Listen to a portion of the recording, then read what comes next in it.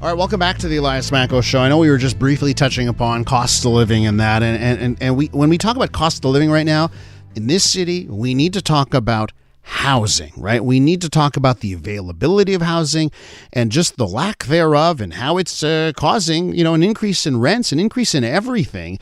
And now let's take a look at fixing that situation. Let's take a look at a big swath of land that has just sat there with nothing happening on it forever. I'm talking about the old Blue Bonnets site. I'm talking about the old Hippodrome site. Now, the Projet Montréal, they've been in charge of this dossier for quite some time. Nothing's happened. Developers have not wanted to play ball on this part of the city. And now Ensemble Montreal is urging the administration to accelerate development of the old Blue Bonnet site. 6 years since the land was transferred from the Quebec government to the city, and still development is yet to be underway. Alan DeSousa joins us now, the official opposition spokesperson for finance at Ensemble Montreal and the borough mayor of Saint-Laurent. Hi, Alan. Welcome to studio, by the way. Hey, thanks for having me, and it's great to be in studio. So what's the deal here? 6 years. Why hasn't anything happened at Blue Bonnets? Well, we all know there's a housing crisis. We all know that just in Côte-des-Neiges, there's about 2,500 people who are waiting on the list to get on and to get affordable or social housing. But across the whole city of Montreal, we've seen vacancy rates go down. We've seen rents go up. We've seen 25,000 odd people on the list waiting for housing. And so everyone seems to recognize it's a crisis. The government of Quebec acknowledges that there's an issue here and it has to be dealt with, because if not, we will have major problems.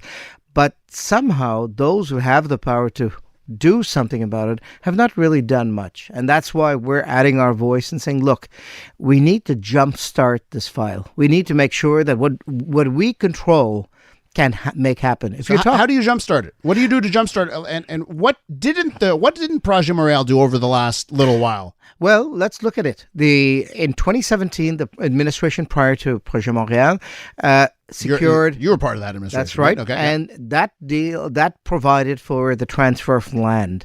So Projet Montréal came into power and they had a gift given to them on a platter. The city was owner of this large swath of land.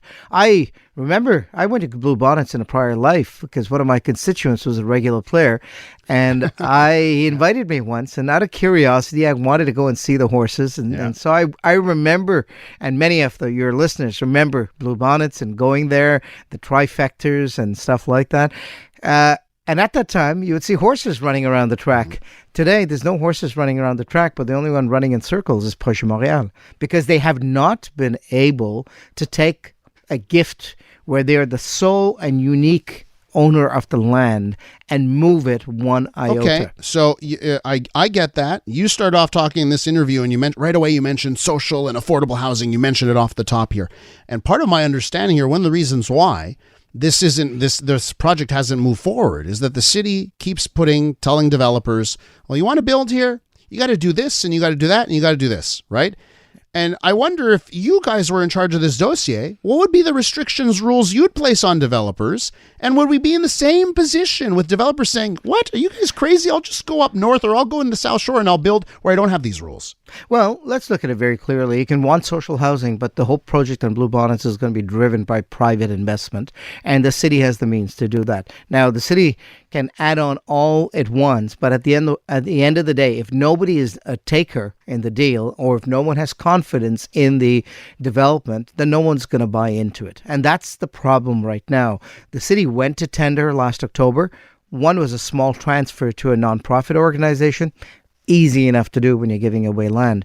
The other one was for the private sector. And there was not one person or company who wanted to do it. But you'd have to be insane. If you were a developer, you'd have to be insane to accept the city of Montreal's rules. Well, not just the rules, but the lack of a plan. Yeah. You do know that when you're developing a piece of land, you want to know where the road's going to be, where the sewer's going to be, what is your timing for putting in the roads and sewers, where the park's going to be, what is going to be the areas that are going to be needed for schools, for transport, and so on and so forth. Without a plan, nobody is going to venture their own money and put it into a project, not knowing when it's going to come to fruition. And one of the city's thing is it's just, one, the delays. We've seen since 2017, they got a report from the OCPM in 2020. 3 years later, they're still saying they're going to do a master plan in 2024 and go into another consultation, probably in 2025.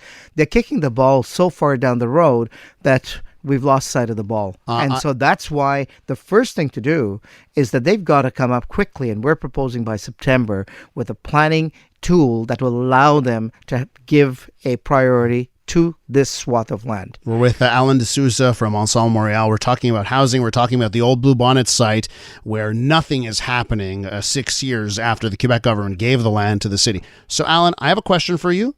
It is not a trick question, okay? Although every time I ask it, I keep asking it to local politicians that come on this show. Ensemble, Projet ask the same question.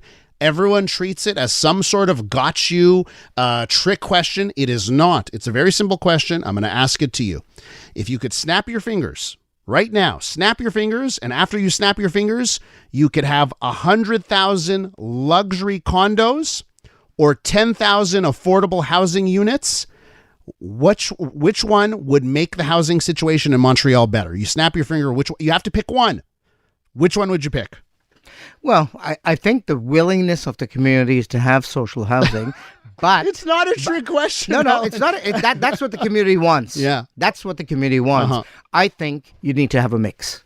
Okay, but that wasn't the question. It's so funny. Everyone, it's a Projet Montréal. Yeah. So this is why I'm not so sure, even if Ensemble was in charge of this dossier, we'd end up with a better situation on housing. Well, I will tell you what you need to do to make it work. Yeah. Okay, first you need to make sure, come forward, not wait till 2024, 2025 for a master plan, but come up with a plan immediately here to September, and that's what we think is realistic, that will at least say, look, this is a priority and this is how we're going to manage it. I've done it in Saint-Laurent around the Bois Franc station. It didn't take me 6 years to do it. Yep. It's there, it's done, it's ready, it's off, ready to go, off to the races, no pun intended. That being said, second thing you have to do very quickly is nail down what do you want as public infrastructure. What's your plan? Where your road's going to be? Where's your sewers going to be? And cost it out.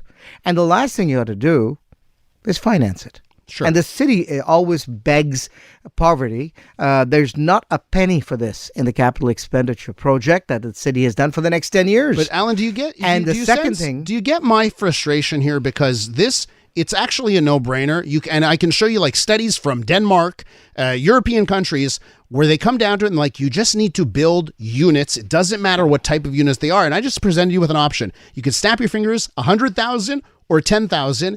And you can't pick one of the two. You got, well, it's a mix of both and that kind of thing.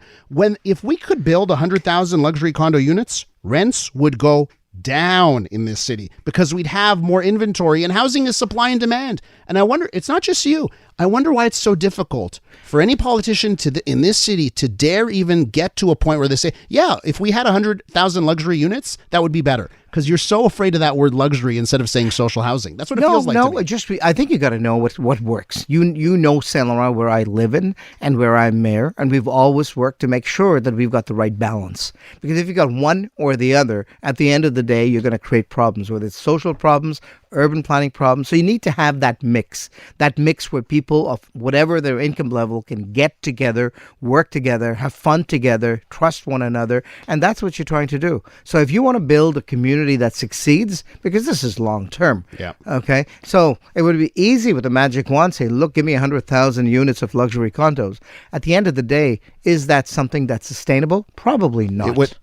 100,000 on this island would lower rents, and if we just built, it would make the situation better. I'm not saying that everything should be luxury condos. That is not what I'm saying. Yeah. What I'm saying is we're getting stuck in that, we have to have a certain percentage that's this when we're not looking at units. Because sure, they're luxury condos, but when 100,000 people move from their upper duplexes, mid-range apartments into those luxury condos. What does it do? It free ups the places they moved from. And we're forgetting that part of the equation when it comes to lowering costs. Supply and demand is so key, especially in housing. And we have success stories from all over North America. When they increase supply, prices go down. But look, Elias, in our own backyard, that's happening. I invite you to come and visit Saint-Laurent. Yep. Come by and visit Bois-Franc. 30 years ago we started. In the last 15 to 20 years that I've been mayor, we've brought in 30,000 new residents into Saint-Laurent. We've added to the housing stock. It's quality. There's a good mix of people. People love the architecture. People love to live there. No denying that. And as a result of that, that's what you're saying is what we have done. So if we can do it in Bois-Franc and if we can do it elsewhere, why can't we do it on Blue Bonnets and why can't we do it now? The why is such a stunner because that land is so perfectly situated. It's a spot where people would want to live. And I'm almost at the point, Alan, where I'm like, bring back the horses. I mean, like, if you're not going to do anything, bring back the horses. Alan, we have to leave it there. It's great to talk to you about this subject. Come back real soon. Thanks for coming in the studio. Thanks for having me. Alan DeSousa is the official opposition spokesperson for finance at Ensemble Montreal and the borough mayor of Saint-Laurent.